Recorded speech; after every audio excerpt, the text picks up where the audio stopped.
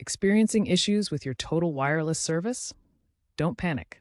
The first step is to check for a widespread outage. Use the Total Wireless app or visit Verizon's network status page to see if there's a known problem in your area. Third-party sites like Down Detector can also provide real-time user reports. If it's not a general outage, try a quick fix. Toggle airplane mode on and off, or restart your device.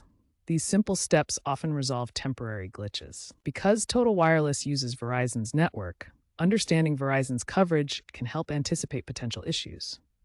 If a quick restart doesn't work, your next move is an APN reset. Access your phone's settings, find mobile networks, and then access point names. Reset your APN settings to default or manually enter Total Wireless APN settings if necessary, usually involving setting Total by Verizon as the APN.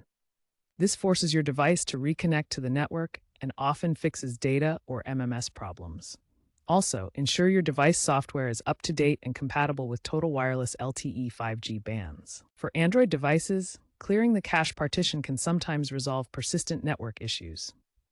Remember, start with the simplest solutions before attempting more complex resets to avoid data loss. If problems persist, contact Total Wireless customer support.